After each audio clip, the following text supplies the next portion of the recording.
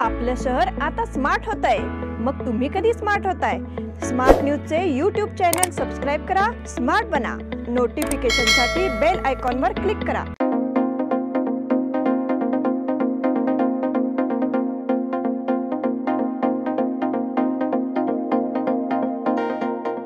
नमस्कार, मैं निष्ठा जावड़े स्मार्ट प्लस के आज के समाचार में आपका स्वागत करती हूँ। शुरुआत में एक नजर आज के सुर्खियों पर। अजित पवार के मुख्यमंत्री पद के भविष्य का ऐलान। शहर में यातायात जाम पर नियंत्रण के लिए नए विकल्प।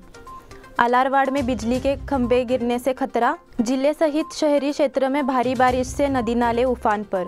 खतरनाक हुआ तीसरा रेलवे फाटक फ्लाईओवर क्षेत्र। एल्लूर में एक बालिका शिशु मिली।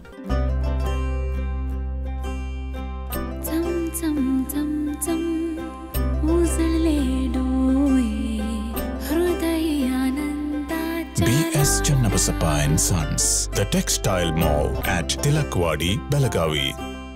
अब समाचार विस्तार से। आज महाराष्ट्र के नवनिर्वाचित उप मुख्यमंत्री अजित पवार का जन्मदिन है। हाल ही में रांकापा में सबसे बड़े तख्त पालट में अजित पवार 8 विधायकों के साथ बाहर चले गए और भाजपा शिवसेना गठबंधन के साथ सत्ता में आए। संयोगवश महाराष्ट्र राज्य के दोनों उप मुख्यमंत्रियों यानी अजित पवार और देवेंद्र फडणवीस का जन्मदिन एक ही दिन है। तमाम उम्मीदवारों को दरकिनार करते हुए अजित पवार और देवेंद्र फडणवीस ने राजभवन में शपथ ली। इसके बाद यह चर्चा शुरू हो गई कि अजित पवार को इतने अचानक बीजेपी में क्यों शामिल होना चाहिए था। इस संबंध में संजय राउत ने दलील पेश की। सुप्रीम कोर्ट के फैसले से मुख्यमंत्री एकनाथ शिंदे समेत शिंदे गट के 16 विधायक अयोग्य हो जाएंगे। कानून की कोई भी खामी उन्हें बचा नहीं सकती, इसलिए सरकार के अस्थिर होने का खतरा है। इसीलिए अजित पवार को सरकार में शामिल किया गया।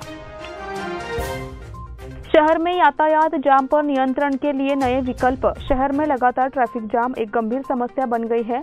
इससे नागरिकों को परेशानी हुई है। हालांकि ट्रैफिक पुलिस स्थायी तैनात पर जोर दे रही है। प्रमुख चौराहों सहित बाजारों में अधिक संख्या में यातायात पुलिस तैनात करने के बजाय यातायात मार्गों पर प्रतिबंध लगा दिया गया है। इसलिए पहले से ही संकेत मिल रहे हैं कि उपाय जल्द ही विफल हो जाएंगे। बेलगाम शहर में यातायात की भीड़ को कम करने और पुलिस पर दबाव को कम करने के लिए केंद्रीय बस स्टेशन से खड़े बाजार तक आने वाले यातायात को बैरिकेड्स लगाकर अवरुद्ध कर दिया गया है। अब इस सड़क का उपयोग केवल बाजार से बाहर निकलने के लिए किया जाएगा। फिलहाल यह बदलाव प्रायोगिक आधार पर किया गया है और नतीजों को देखते हुए इस संबंध में वन वे आदेश जारी किया जाएगा। पुलिस कमिश्नर SN सिद्धरामप्पा ने पद को संभालने के बाद सबसे पहले शहर में यातायात व्यवस्था को सुरक्षित करने पर जोर दिया है।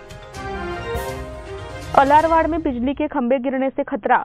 सप्ताह के दौरान मूसलाधार बारिश से हेस्कॉम बुरी तरह प्रभावित हुआ है। इस अवधि के दौरान बेलगाम जिले में 1591 खंभे टूट गए और 96 ट्रांसफार्मर विफल हो गए। 19 किलोमीटर बिजली लाइन टूटी हुई है। इसलिए हेस्कॉम को 3,03,09,000 रुपए का नुकसान हुआ है। सबसे ज्यादा 487 पोल रायबाग में टूटे हैं। गनीमत यह रही है कि इस घटनाओं में कोई हताहत नहीं हुआ। बेलगाम डिवीजन में 847 और बेलगाम डिवीजन में 96 बिजली के खांभ टूटे हैं। ट्रांसफार्मर खराब हो गए हैं। इससे हेस्कॉम के 2,11,93,000 रुपए का नुकसान हुआ है। तो चिकोड़ी संभाग में 744 खंभे क्षतिग्रस्त हो गए हैं। शहर के अलारवाड़ चौराहे पर बिजली का खंभा गिरे हुए 4 दिन हो गए हैं, लेकिन हेस्कॉम विभाग ने इसे नजरअंदाज कर दिया है। कृष्णा संता जी ने सवाल उठाया कि अगर किसानों की जान चली गई तो जिम्मेदार कौन होगा।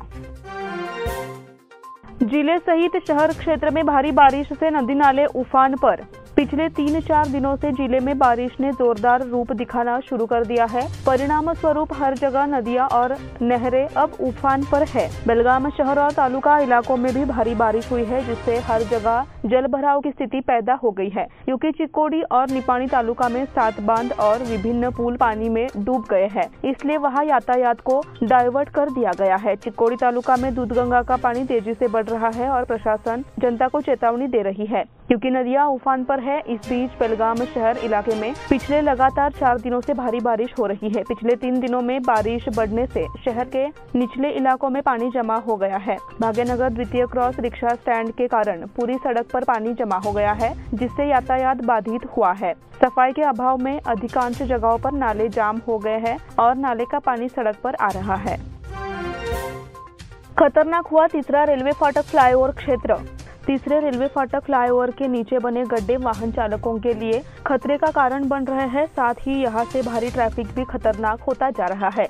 यहाँ लगातार भारी वाहनों का आना जाना लगा रहता है और तीसरे रेलवे फाटक फ्लाईओवर के पास उन्हें दिक्कतों का सामना करना पड़ रहा है। अभी 2 दिन पहले ही इसी स्थान पर एक वाहन फ्लाईओवर पिलर से टकराने की घटना हुई थी, जिसके चलते इस स्थान पर ट्रैफिक पुलिस का नियंत्रण जरूरी हो गया है। इसकी शिकायत प्रशासनिक तंत्र से करने के बाद भी इसे गंभीरता से नहीं लिया गया। यह कई बार दोपहिया वाहनों की दुर्घटनाएं हो रही है। रिक्शा चालकों ने एकजुट होकर इस जगह के छोटे छोटे गड्ढों और खाचों को पाटने की कोशिश की है, लेकिन प्रशासन ने इस पर गंभीरता से ध्यान नहीं दिया है।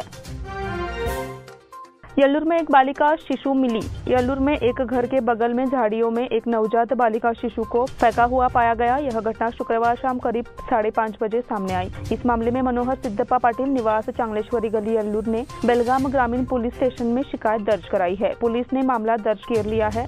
पुलिस ने मामला दर्ज कर लिया है। नवजात बालिका को जिला अस्पताल में भर्ती कराया गया है। मनोहर पाटिल के घर के पास झाड़ियों में एक नवजात बच्ची मिली। घटना की जानकारी मिलते ही बेलगाम ग्रामीण पुलिस ने घटनास्थल का दौरा किया और पंचनामा किया गया। अब समय हो गया एक छोटे से ब्रेक का। आप देखते रहिए स्मार्ट प्लस।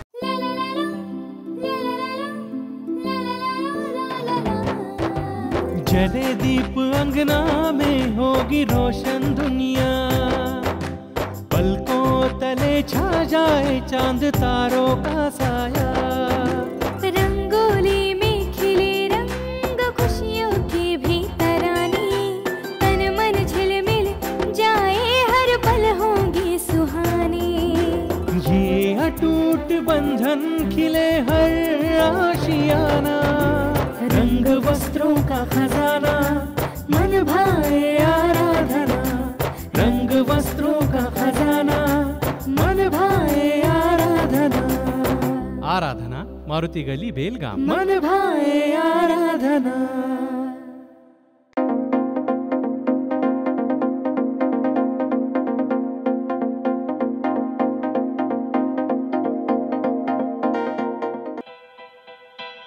बेलगाम वासियों के पसंद में उतरा उड़ान बार एंड रेस्टोरेंट। सोशल डिस्टेंसिंग का ख्याल रखते हुए हमारा स्टाफ देता है बेहतरीन सर्विस का विश्वास। यहां है पार्टी और फंक्शन के लिए 3 आलीशान हॉल, कारपोरेट डिनर मीटिंग के लिए 3 अलग कक्ष, आईपीएल मैच देखने के लिए 3 बड़े स्क्रीन की विशेष सुविधा। इसके साथ ही साफ सुथरा किचन, जहां हमारा वेल क्वालिफाइड स्टाफ देता है क्वालिटी और हाइजीनिक फूड की गारंटी। तो फिर खाने की हो बात तो आना परिवार के साथ। उड़ान बार एंड रेस्टोरेंट, लिंगराज कॉलेज के पास, बेलगावी। फोन 0831 2435 777। ब्रेक के बाद फिर से आपका स्वागत। उद्यान विभाग द्वारा नगर पालिका को सौंपी गई फूल मंडी में कुछ लोगों ने अवैध कारोबार शुरू कर दिया है, इसलिए उस जगह पर नई नीलामी प्रक्रिया करने का निर्णय शुक्रवार को नगर निगम की सामान्य बैठक में लिया गया। कार्यक्रम की अध्यक्षता महापौर शोभा सोमनाचे ने की। स्वास्थ्य स्थायी समिति के अध्यक्ष रवि धोत्रे द्वारा फूल मार्केट में अवैध कारोबार चल रहा है, इससे नगर पालिका का राजस्व गिर रहा है और मांग की गई है कि नई नीलामी कराई जाए। अन्य पार्षदों ने भी उसका समर्थन किया। तदनुसार नई नीलामी आयोजित करने का निर्णय लिया गया।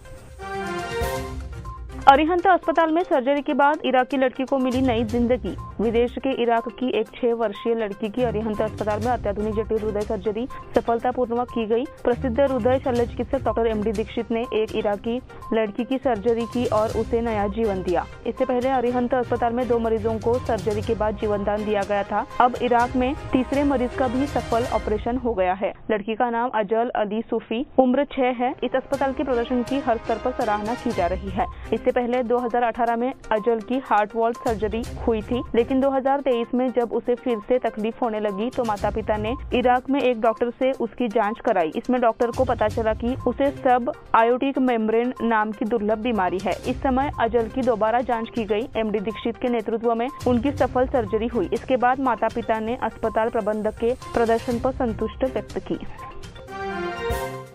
गोकाक झरने के पास सेल्फी पर प्रतिबंध। बरसात के मौसम में गोकाक झरना देखने के लिए प्रतिदिन हजारों पर्यटक जाते हैं। झरने के पास सेल्फी लेने की ओड़ में अब तक कई पर्यटक अपनी जान गंवा चुके हैं। इसीलिए इस साल एहतियात के तौर पर स्थानीय प्रशासन और पुलिस ने झरने के पास मोबाइल फोन पर सेल्फी लेने पर प्रतिबंध लगा दी है। अपने मोबाइल फोन पर सेल्फी लेने की कोशिश में गोकाक झरने में गिरकर कई पर्यटकों की जान चली गई है। इसमें बड़ी संख्या युवाओं की है। वर्तमान में घटप्रभा नदी के उफान पर होने से गोकाक झरना बह गया है, इसीलिए पर्यटकों की आमद बढ़ी है। इस साल एहतियात के तौर पर स्थानीय प्रशासकों और पुलिस ने झरने के पास मोबाइल फोन पर सेल्फी लेने पर प्रतिबंध लगा दिया है, इसीलिए जोखिम उठाकर सेल्फी लेने पर लगाम लगेगी।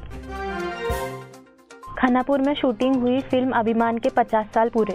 महानायक अमिताभ बच्चन और जया बच्चन अभिनीत अभिमान यह फिल्म 70 के दशक में बहुत बड़ी हिट रही। फिल्म अभिमान को 23 जुलाई को 50 साल पूरे हो गए। यह सुवर्ण महोत्सवी फिल्म साल 1973 में रिलीज हुई थी। इस फिल्म से खानापुर का सीधा कनेक्शन है। इसके सबसे लोकप्रिय गीतों में से एक नदिया किनारे, जिसे लता मंगेशकर ने गाया था, उसे खानापुर के पास असोगा में शूट किया गया था। इस मौके पर फिल्म में 50 साल पहले असोगा स्थित रामेश्वर मंदिर का क्षेत्र, मलप्रभा नदी और नदी में बने कुंड को देखा जा सकता है। अभिमान 1970 में रिलीज हुई एक मूल बंगाली फिल्म है। इस फिल्म का फॉर्मेट हिंदी म्यूजिक ड्रामा है। फिल्म का निर्देशक ऋषिकेश मुखर्जी ने किया था, जबकि उस समय के प्रमुख गायक गीतकार मोहम्मद रफीक, लता मंगेशकर, अनुराधा पौडवाल, किशोर कुमार और मनोहर उदास ने फिल्म में 9 गाने गाए थे।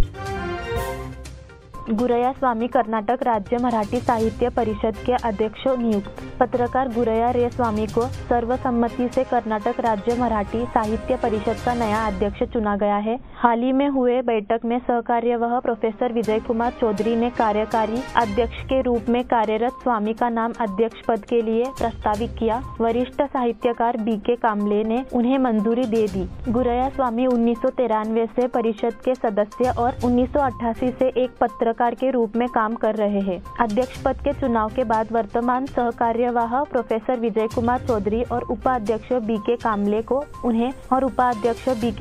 को उनके पद पर बरकरार रखने का फैसला किया गया। रोटरी इलाइट क्लब द्वारा कनगला में वृक्षारोपण। Rotary club of Belgaum elite ने कनगला इंडस्ट्रियल इस्टेट में वृक्षारोपण अभियान का आयोजन किया। सचिव आदर्श मतिकोप ने स्वागत किया। रोटरी इलाइट अध्यक्ष जय कुमार पाटिल ने मार्गदर्शन किया। पेड़ पौधे पर्यावरण का संतुलन बनाए रखते हैं। यदि पेड़ों की संख्या घटती रही तो शहरों में तापमान बढ़ते रहेगा। उन्होंने कहा कि इसे कम किया जा सकता है। इसके बाद रोटरी इलाइट के पदाधिकारियों ने जिनापुल फोर्स कंपनी परिसर में पौधारोपण किया। इसी के साथ स्मार्ट प्लस के आज के समाचार यहीं समाप्त हुए। धन्यवाद।